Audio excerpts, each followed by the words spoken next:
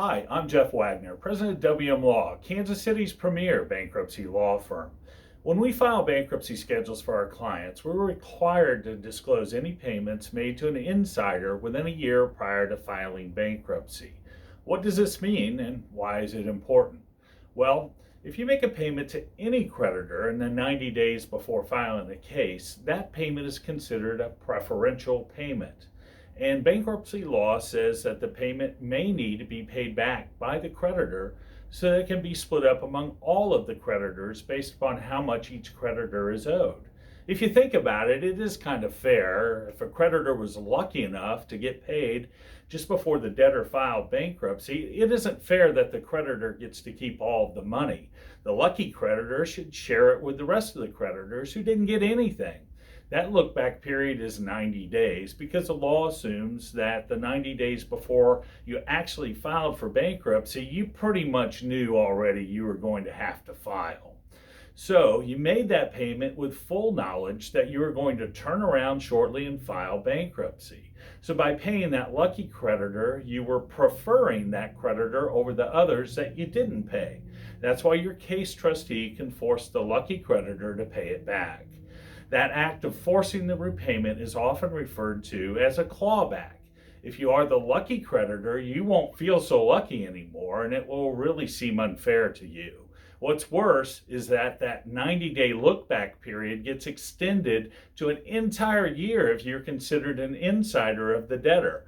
Just think of an insider as a friend or family member. The justification for going back a full year to claw back payments made to insiders is that some debtors in the past would hide money by saying, "Oh yeah, I owed my mother $10,000, so I paid her back 91 days before filing my case." It's pretty easy to give a family member money and just wait 90 days for the regular preference period to expire. So the law was changed to make payments to insiders eligible for clawback up to a year. So we really have to be careful to ask our clients if they've paid back a debt to a friend or family member in the last year. If it was a small payment of under $600, then you don't need to worry about that. But if over $600, then it becomes a problem. It basically means, subject to some exceptions, that you don't want to repay friends or family members just before filing the bankruptcy, or else the trustee could demand turnover of that repaid money from that person. We know that borrowing and repaying family members is common, and there's nothing illegal or wrong about it. It's good to keep your family happy and avoid bad family dynamics. There are ways to address these risks and to reduce the chances that the family member you've repaid will have to deal with your bankruptcy trustee. And it doesn't mean that you can never repay your friend or family member, just don't do it before filing. The best thing to do is to fully disclose any of these situations during your bankruptcy consultation with one of our trained bankruptcy attorneys.